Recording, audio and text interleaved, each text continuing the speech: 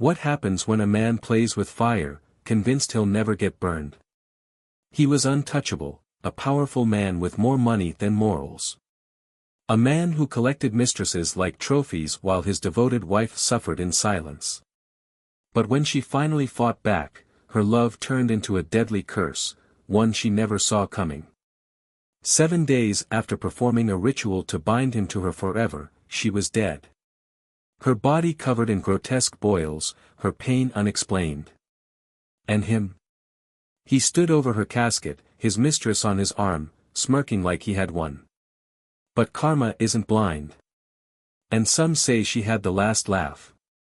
They say love is the most powerful force in the world, but what happens when love turns into desperation? When heartbreak turns into revenge? She spent years begging him to change, to love her the way she loved him. But he was a man ruled by his own desires. He believed in power, in control, in taking whatever he wanted without consequence. Her final act of devotion should have made him hers forever. Instead, it sent her to the grave. And yet, her story didn't end there. Because days after her funeral, his world began to crumble. Welcome to Real True Crime Stories. Before we dive into this chilling case, don't forget to like, subscribe, and turn on notifications so you never miss one of our deep dive true crime stories. Now, let's get into it. The Graves name carried weight. Ethan Graves, at 42, was a towering figure in the real estate world, a self-made mogul who built an empire on ruthless ambition, shady deals, and an unshakable belief that rules were for lesser men.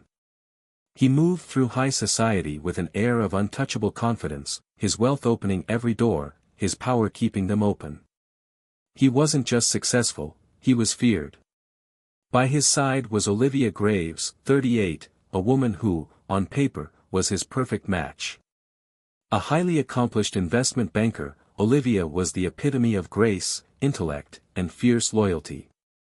She had worked her way up from a modest background, earning respect in a male-dominated industry, never relying on Ethan's name or money.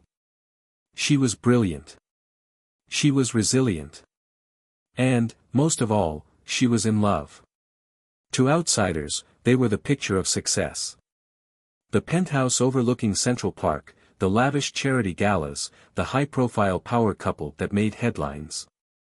Together, they looked unstoppable. But behind the marble walls of their world, Olivia lived in the shadows of Ethan's lies. The infidelities were never a secret. Ethan never pretended to be a faithful man. His mistresses were young, beautiful, and, most importantly, easily disposable. He rotated through them like seasonal investments, acquiring, enjoying, then discarding without a second thought. He made no effort to hide it, not even from Olivia. At first, she ignored the whispers. The lingering perfume on his shirts. The unexplained charges on their credit card statements, jewelry, hotels, designer clothes she never received. The business trips that always seemed to last a little longer than necessary. She convinced herself it was a phase. That he would grow out of it. But the truth was, Ethan wasn't a man who changed. Each betrayal chipped away at her, but still, she stayed. She poured herself into work, taking on more clients, burying herself in numbers to escape the pain. She convinced herself that, if she just held on, if she just proved her worth, one day, Ethan would see her the way she saw him. One day, he would love her the way she deserved. But Ethan Graves didn't believe in love. He believed in ownership. And as long as Olivia was his, he never had to respect her. For years, Olivia had endured Ethan's affairs in silence, swallowing the humiliation, pretending she didn't see the signs. She had convinced herself that these women were temporary distractions, insignificant, fleeting. But this time was different. Celeste Monroe, 29. A former model turned socialite with striking features, a seductive confidence, and an ego to match. She wasn't just another mistress, she was a replacement. Unlike the others, Ethan didn't try to hide her. He paraded her through high-profile events, holding her close in photographs meant for tabloids. He spent their money on her, buying her jewelry, cars, taking her on vacations meant for Olivia. It was no longer an affair. It was a statement. The moment Olivia saw Celeste wearing a diamond bracelet identical to one Ethan had given her years ago, something in her broke. The pain turned into something darker. She refused to be erased. That evening, she waited for Ethan at his favorite upscale steakhouse, dim lighting, expensive wine, the kind of place where businessmen made deals over filet mignon. He arrived late, as always, sliding into the booth across from her with the same cocky smirk he always wore when he was guilty. Olivia placed her hands on the table, her fingers curling into the white linen tablecloth. "How long?" she asked, voice steady, emotionless. Ethan barely looked up from the menu. "How long what?" Her jaw clenched. She wouldn't let him gaslight her this time. "Celeste. How long have you been seeing her?" Ethan exhaled, finally setting the menu aside. He didn't deny it. He never did. Instead, he leaned back, his eyes gleaming with amusement. "Does it matter?" The casualness of his response made her stomach turn. "You took her to Aspen," Olivia said, her voice shaking now. "That was our place." Ethan let out a small chuckle, sipping his whiskey like this was a joke. "It was never about the place, Olivia. It was about who was sitting next to me." That was the moment she realized there was no saving their marriage. But it was his next words that shattered her completely. He leaned in, dropping his voice to a condescending whisper. "You'll never leave, Olivia. You're nothing without me." Silence. Olivia stared at him, her heart pounding in her ears. She had spent years believing he would change. Years waiting for a love that never existed. And here he was, mocking her, making it clear that he never planned to let her go, but he also never planned to love her. Something inside her snapped. For the first time in her life, she wanted him to hurt. That night, Olivia sat in their penthouse alone. She could hear his laughter in her head, echoing, taunting her. She poured a glass of wine, opened her laptop, and began searching. She didn't know what she was looking for, only that it had to end. One way or another, she wouldn't let him win. Olivia's search for answers led her down a path she never imagined walking. In the depths of her desperation, a whispered name found its way to her, Madame Imani. A spiritualist, feared and revered, known for rituals that could bend fate itself. The meeting took place in a candlelit room, thick with the scent of incense, shelves lined with ancient texts and jars filled with substances Olivia couldn't name. Madame Imani studied her carefully, as if seeing beyond her skin, beyond her words, straight into her soul. Olivia laid out her plea, her heartbreak, her final request. She didn't want revenge, she wanted Ethan to stay. To love her. To be hers, in body, mind, and soul. Madame Imani listened, then slowly shook her head. "What you ask is powerful," she warned. "If his spirit is protected, the energy will return to its source." But Olivia didn't care. She was willing to pay any price. And so, she did, handing over a large sum of money, sealing her fate with trembling hands. That night, under the full moon, she followed every instruction. She whispered his name, burned the offerings, called upon forces she did not understand. The ritual was supposed to bind them forever. And it did. The first sign came the next morning. Olivia woke drenched in sweat, her body aching as if she had been battered in her sleep.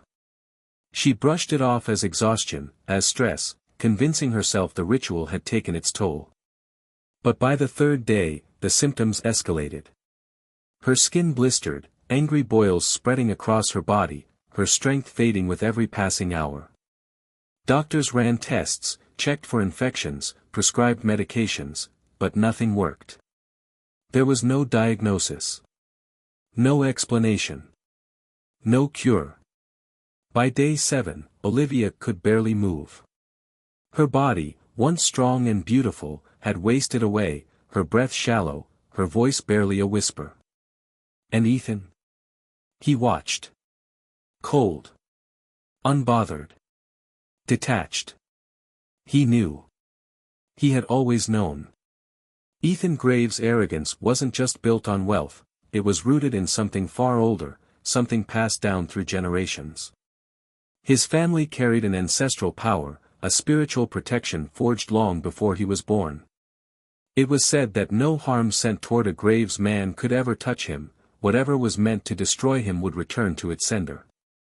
This belief was etched into his bloodline, whispered from father to son, reinforced by centuries of untouchable power. The Graves men were immune to curses, protected from vengeance, always victorious. It was why Ethan walked through life without fear, without consequence. He believed himself to be invincible. And it was this very protection that killed Olivia. It was why, even as his wife wasted away before his eyes, he didn't flinch. He didn't fear, the energy had returned to its source. She had cursed herself. And as Olivia took her final, gasping breath, Ethan didn't shed a single tear. On the day of Olivia's funeral the air inside the church was thick with grief. Rows of mourners dressed in black, heads bowed, silent sobs breaking through the solemn atmosphere. The weight of loss hung heavy, pressing against the walls, against the mourners who still couldn't believe Olivia was gone. A woman so full of life, reduced to whispers and memories. Her closed casket rested at the front, draped in white lilies, her favorite flowers. Her sister, Sabrina Holloway, sat in the front row, her hands clenched together so tightly her knuckles had turned white. Beside her, Olivia's brother, Marcus, sat rigid, his jaw locked, his grief barely contained. Family. Friends. Colleagues. They had all gathered to say goodbye. Then, the unthinkable happened. The heavy church doors swung open, and gasps rippled through the congregation. Ethan Graves walked in. But he wasn't alone. Celeste Monroe, draped in a sleek black designer dress, clung to his arm, her diamond-studded sunglasses perched on her nose. Murmurs turned into whispers. Whispers turned into shock. Shock turned into outrage. Sabrina rose so fast her chair scraped against the floor. Her body shook with fury as she stormed toward him. "You have some nerve showing your face here." Her voice trembled with rage, barely above a whisper but sharp enough to cut through the tension. Ethan smirked. He didn't flinch. He didn't cower. He stood tall, unbothered, as if he had just walked into a business meeting and not his wife's funeral. "She's dead," he said flatly. "I owe her nothing." The room erupted. Marcus charged forward, his fist connecting with Ethan's jaw so hard the sound echoed through the church. Celeste let out a startled gasp, stumbling backward as Ethan staggered. Sabrina's rage exploded. She lunged at Celeste, grabbing her by the arm. "You think this is funny? You think you belong here?" Celeste ripped herself free, her sunglasses falling to the floor, shattering upon impact. The pastor tried to intervene, his voice drowned out by the chaos. Mourners yelled, pushing, pulling, trying to separate the fight. The funeral had descended into madness. Ethan shook off the hit, wiped the blood from his lip, and grinned. "Let's go," he muttered to Celeste, grabbing her wrist and pulling her toward the exit. As they reached the doors, he turned back just once, casting one final, careless glance at the casket. Then, without a single look back, he walked out. The roar of his luxury car engine filled the air, and just like that, he was gone. Unbothered. Unshaken. Untouched. But karma was already waiting. Ethan Graves had spent his life believing in one thing: power. Power over people, over women, over money. He had controlled everything. Until now. 2 months after Olivia's funeral, his empire began to crumble. At first, it was subtle. A business deal fell through. A loyal investor suddenly backed out. But then, it escalated. Contracts were pulled. Lawsuits emerged. And then, the worst of it, his financial assets were frozen. The fraud allegations came fast. For years, he had moved money in ways that should have been undetectable. But now, the IRS was closing in. His bank accounts were locked. His properties were being seized. For the first time, Ethan felt something he had never felt before, fear. Then, Celeste fell ill. It started with fever. Then came the fatigue. Then, the boils. By the time she collapsed, screaming in pain, Ethan knew. It was the same. The same agonizing, unexplainable sickness that had taken Olivia. Doctors were useless. There was no infection. No diagnosis. No cure. Ethan's arrogance shattered. He wasn't a man who believed in curses, until now. Desperate, he sought out Madame Tamika. His own spiritualist. He found her in a candlelit room, the air thick with incense, shadows flickering against the walls. She didn't seem surprised to see him. "You need to fix this," he hissed. "Undo whatever she did. Tell me what to do, and I'll pay any price." Madame Imani tilted her head, her lips curling into something that wasn't quite a smile. "You cannot escape what has already been written," she said softly. Ethan's stomach dropped. "This isn't real," he snapped, pacing, running his hands through his hair. His confidence was gone. His control, gone. "There has to be a way. There's always a way." Madame Tamika simply laughed. "You misunderstand," she murmured. "This is not something given. This is something she took upon herself. A bond. A consequence. A debt must always be paid." Ethan stumbled backward, shaking his head. He left without another word. And that's when the paranoia started. Shadows moved in his penthouse, even when he was alone. Lights flickered. Whispers echoed in the dead of night. He felt eyes on him, Olivia's eyes. He barely left the penthouse. His phone calls went unanswered. His empire was ashes. And every time he closed his eyes, Olivia was there. Watching. Waiting. Ethan Graves was a shell of the man he once was. The ruthless, arrogant mogul had withered into paranoia, fear consuming every inch of his being. His empire was gone, his wealth meaningless, and his mind was no longer his own. The hallucinations had started subtly, a shadow in the corner of his room, whispers in the dead of night. Then, they became unbearable. He saw Olivia everywhere. In his mirrors. In the reflection of his glass windows. Standing at the foot of his bed at night, her eyes hollow, her skin blistered with the same boils that had taken her life. "Leave me alone." He would scream, throwing objects, tearing apart furniture, clawing at his own skin as if trying to rid himself of whatever haunted him. Even his staff began whispering that he had lost his mind.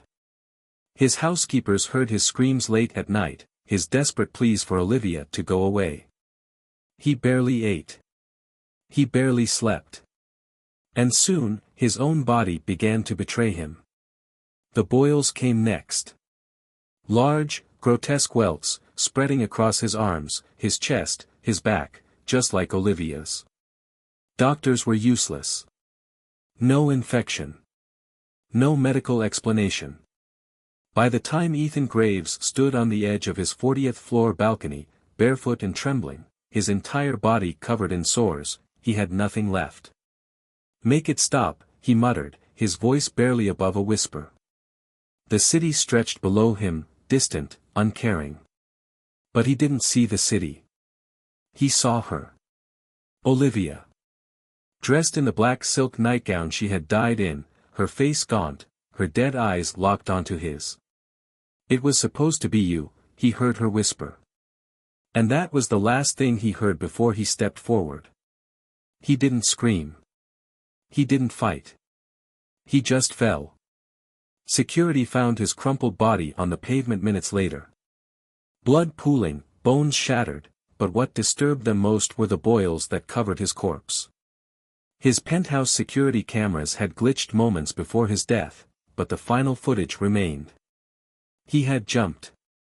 No one pushed him. No one else was there. The official ruling, suicide.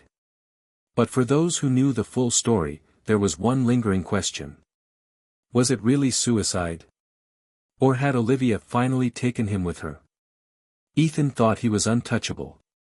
Olivia believed love could change him. Celeste thought she had one. In the end, all three lost.